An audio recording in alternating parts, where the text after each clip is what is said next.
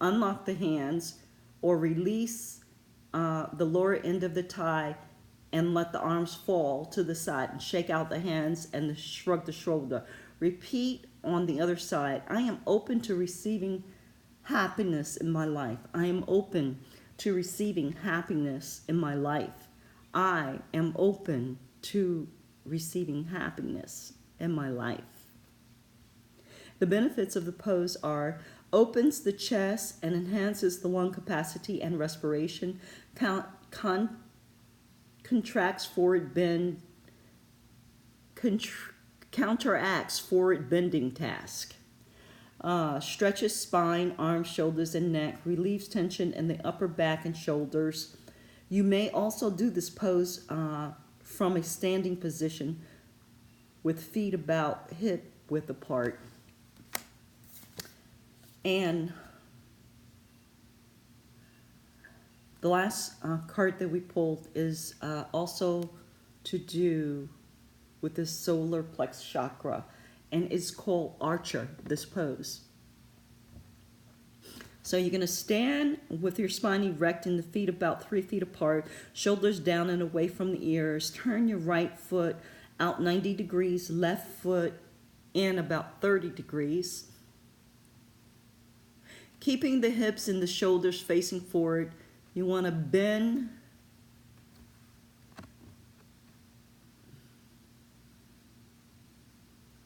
the right knee, lowering hips about a foot.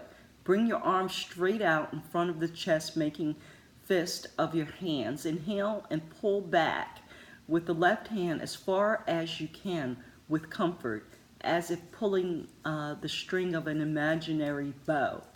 Bend your right knee a little more and sink down. Make sure your right knee is positioned over your right ankle. And that's important because you don't that protects your knee. Find a target and fix your gaze upon it.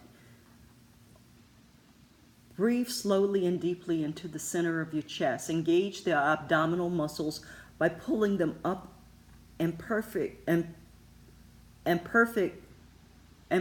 the pose by pulling back slightly with the left hand.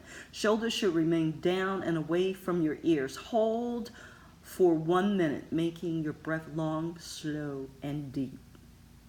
Lower your arms and straighten your legs. Reverse direction and repeat on the other side. Repeat once more on each side. And the mantra for this, as you're gazing, as you're doing this pose, is I am powerful, brave, and focused.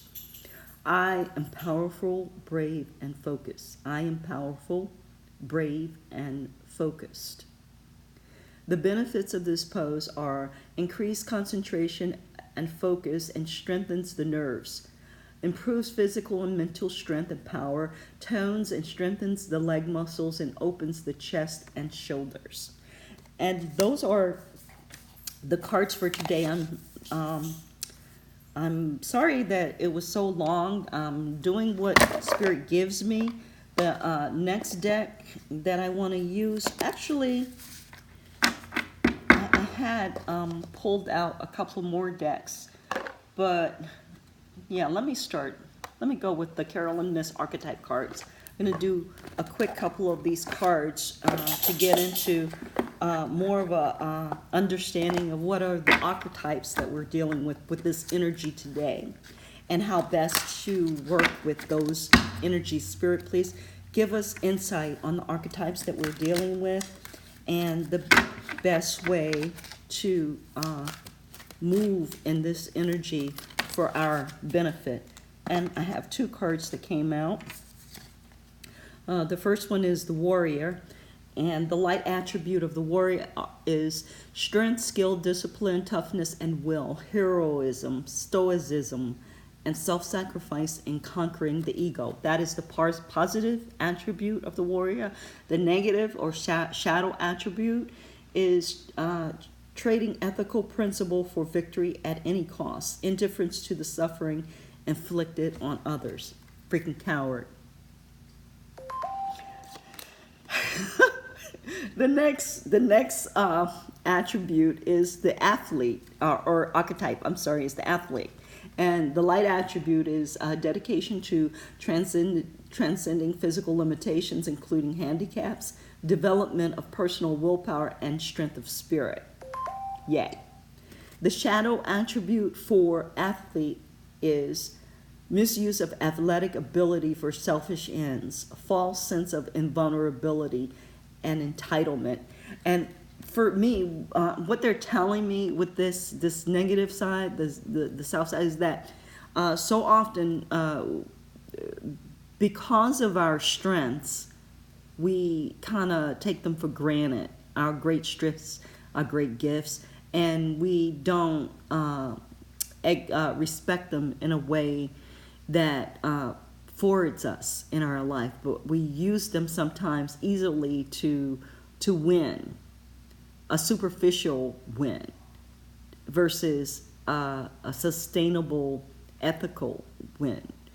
And as an athlete that's gifted, whether it's spiritually, emotionally, physically, because part of this metaphysical stuff is taking things out of just the mundane, out of the physical, and looking at it from all dimensions.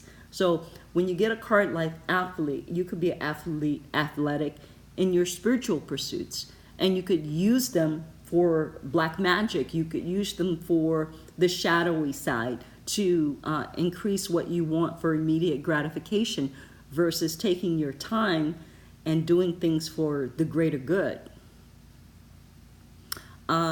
You could be an athlete emotionally and understand how to manipulate people emotionally to get what it is you want. Or you could emotionally offer what it is that you know, so that people can learn and understand how better to strengthen themselves in that arena. So that's what I'm getting from this card. And that is that.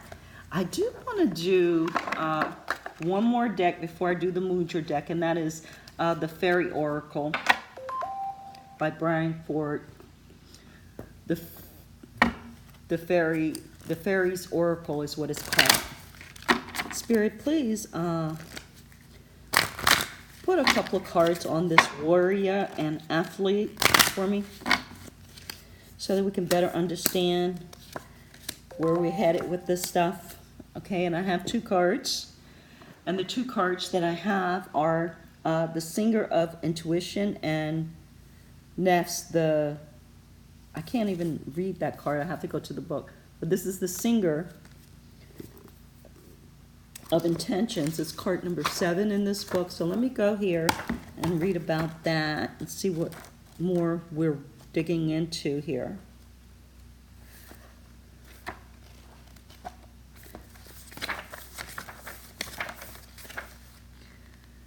The Singer of Intuition, perceptiveness, auricular power, awareness, and trust. In a reading, the presence of the Singer of Intuition indicates that information is available to us if we just listen to our own inner knowing. Perhaps we have already heard it and still doubt our subtle senses. The Singer says this is the time to really listen to our intuition. What are our feelings, hunches, or intuition about the situation? Is it desirable that we should seek solitude, meditate, practice stillness and patience? This is a time of inward focus, a time to open the inner door to intuition.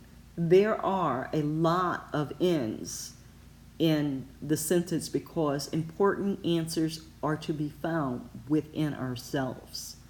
The presence of the Singer in a card radiates special illumination and insight on the other cards around it. And the other card, so we talked about warrior. So that's the card that I pulled it on, and the light and shadow attributes we've read. So what you want to do is you want to go inward and meditate about the warrior, about the athlete. who that is in your, who you get to be in that, in a way that promotes and raises your vibration, raises your consciousness, raises your contribution to the greater whole, since we are part of the whole. We're not separate individuals as it would appear in this 3D. We are really not separate. This is just an illusion that we're operating within. And in order to, get a grip and to get more information, get more assistance with how we deal here and now in this space, we need to go within. And the second card that I pulled is Nails, the Alchemist. She's beautiful. It's inner transformation, irrevocable change. When Nails turns up in your reading, get ready for things to happen inwardly and outwardly. The stuck become unstuck, the block begin to move. You may have to run to keep up with the speed at which the situation around you is moving. So if you have time now to go within, they're saying you better take advantage of it, because it's going to get increasingly hard to balance your me time with the time that you're going to need to provide to the external world. You may also be surprised by the direction things and you are taking. You may find your plans, even your desires and dreams, changing as the transformative process takes place. It might not have been in your plans, but later on you will look back and say, wow, it wasn't what I expected, but it was just what I needed. When we have been through such an alchemic process, we can never go back to what we were before, which is probably just as well. I want to read the reverse part of this card. It says, you may be getting in Nell's way as she does her work. To put it bluntly, you may be the main obstacle in your own path. It may be necessary to transform your attitudes and behaviors. She will first approach you with tact and kindly fairy warning, pointing out an alternative path you might try. At this point, it would be well to begin to actively cooperate with her energy of alchemic transformation. That is quite a hefty fairy wand she carries, and I'm sure it isn't just for decoration. I asked her about that, but only got an outrageous grin and reply. So I'll let your imagination deal with whatever you think she uses that wand for, or your experience. And we're gonna close out this reading. So before we close it out, they're telling me to connect it. Okay.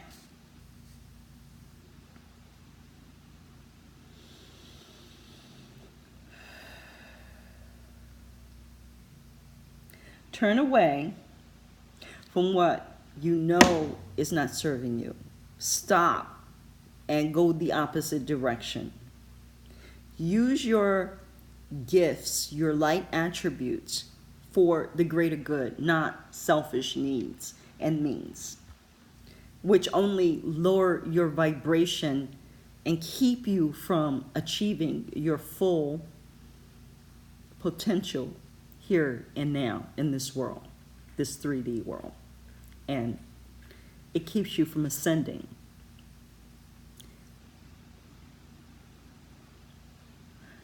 You are a warrior, and the energy of the warrior is available for you right now to break through whatever the roadblocks, the challenges, the bad habits, the negative people, whatever it is. You have a warrior energy. They're telling me, I'm seeing a sword that you can use to cut the ties, to cut the energies that are sucking and pulling the life out of you and not giving back.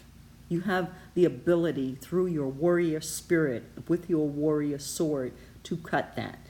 Go into meditation and visualize yourself doing that with any situation, person, place, or thing that is in your way. Go into meditation, use your metaphorical warrior sword to cut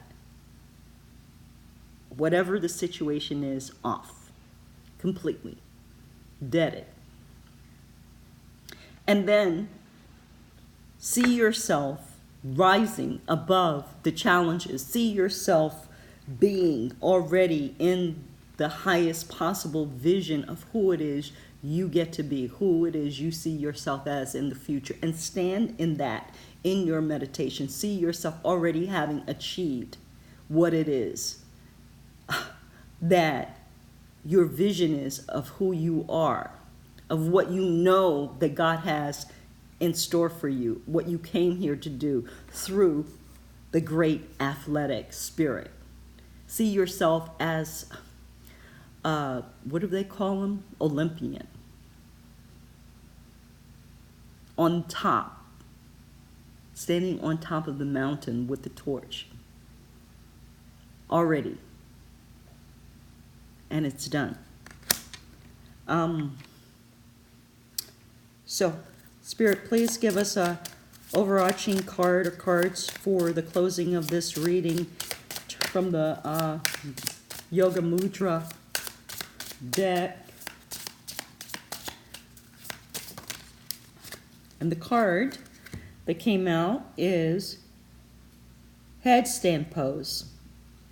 And I want to caution with the headstand pose, if you have any neck or back issues or high blood pressure, you do not want to do this pose. You want to imagine it, because it will affect you in a negative way, contraindication. Here, headstand pose. I open myself to the universe and unite the masculine and feminine energies inside of me. We are all one. I open myself to the universe and unite the masculine and feminine energies inside of me. We are all one. I open myself to the universe and unite the masculine and feminine energies inside of me. We are all one. This is the pose. You see the yin and yang. That's what I talked about. Within the yang, which is the darker color, you see the lighter color, the yin. Within the yin, you see the yang. It's one.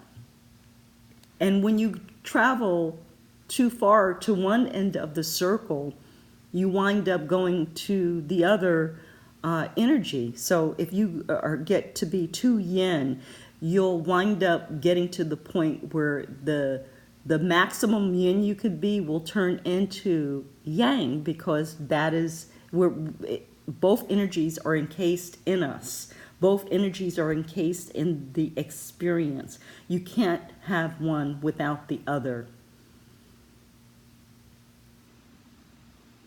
So with that, I'd like to thank you for tuning in to this series.